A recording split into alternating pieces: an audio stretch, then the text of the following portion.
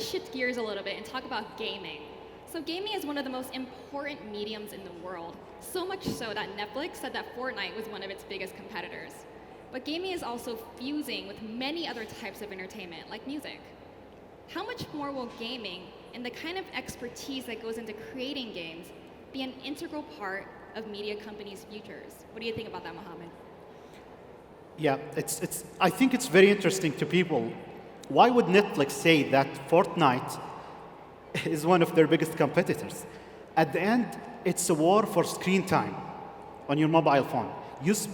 We all spend a lot of time on our mobile phones. So if people are spending more of that time on Fortnite instead of watching or streaming videos on Netflix, they know that Fortnite is competing with them.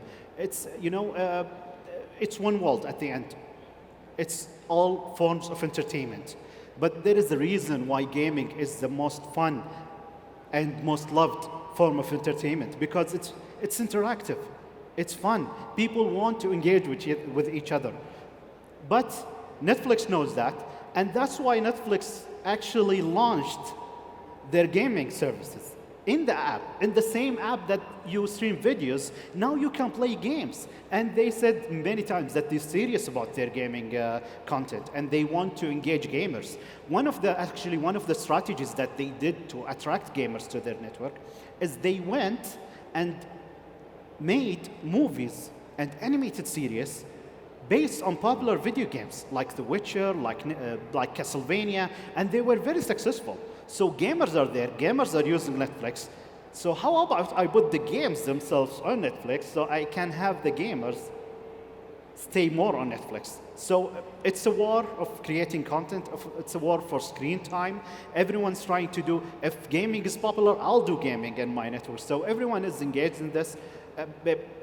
It's a form of media, but even hardware companies, tech companies, they are going to go into this because gaming is popular, gaming is evolving. We have many ways of playing games right now.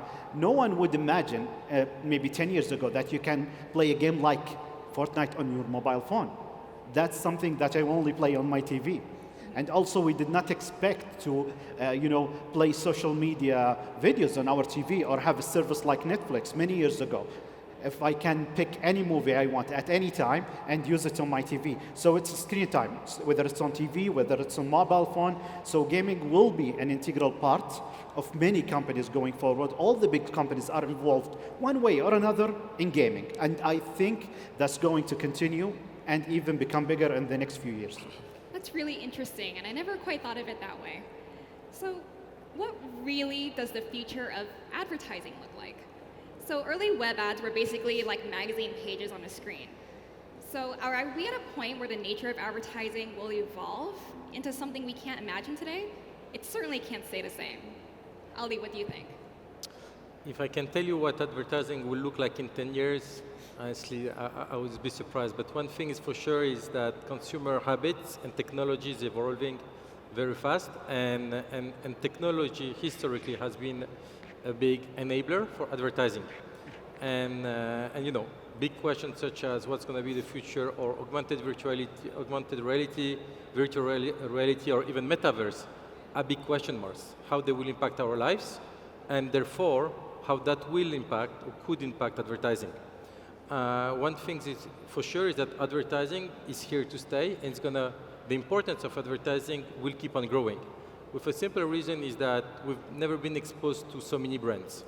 And those brands need to be visible. They need to connect with the audience.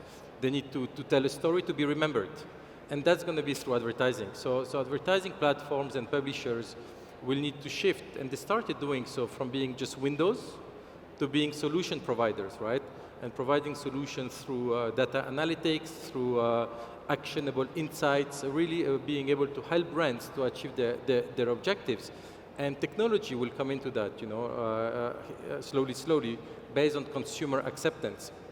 One thing, what I believe will become even more critical is the creativity. So what's the story, what's the creative, what are created to advertise, so what the consumer is going to remember. Because at the end of the day, if the consumer doesn't remember, the advertising campaigns are not necessarily successful.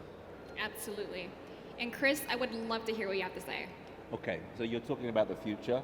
Before I answer that, I'm going to look to the past. One of the heroes of advertising is Bill Bernbach of DDB. So he's one of the great ad men.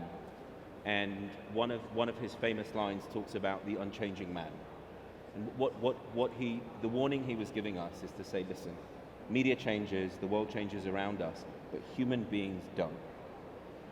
The things that impact us, our feelings, what causes us to buy, human beings have not fundamentally changed. We change on timelines that are over thousands of years, whereas media now changes day by day. So when you're thinking about what does advertising is storytelling, it's the art of persuasion, getting people to buy stuff through pictures, sounds, and words, right? The consumer hasn't changed. You might say, oh, our attention spans have changed. Yeah, they've changed because the media we're consuming changes, but who you are as a human being, in your soul and your mind, is the same. So the principles about how you persuade people to buy stuff hasn't changed. So that's the first thing you do. You look to the past and say, what are some of the fundamental lessons? Bezos says, don't tell me about what's going to change, tell me about what's going to stay the same. What's going to stay the same is a human being.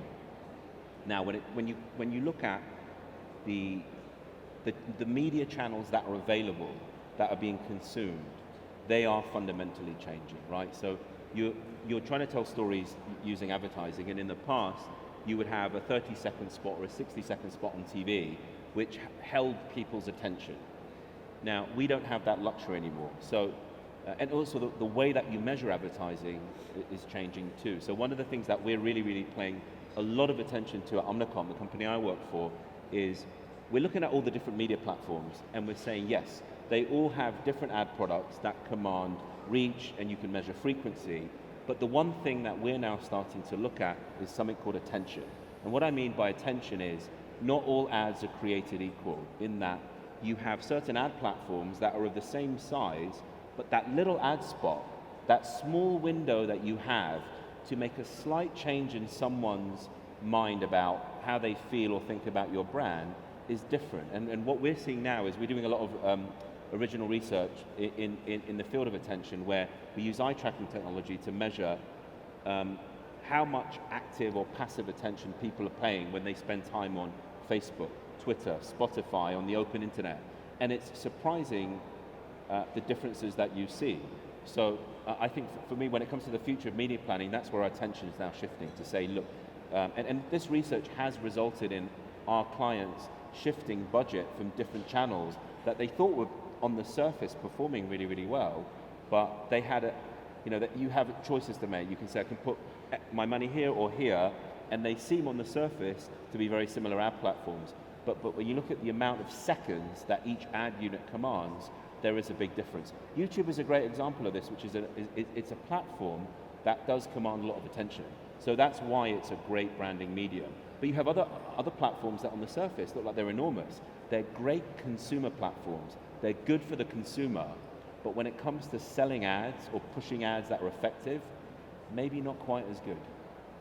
So that was such a perfect way to sum up this conversation. And so thank you so much, Chris, and thank you so much, panelists. So digital disruption and the future of media. Let's give our panelists a hand.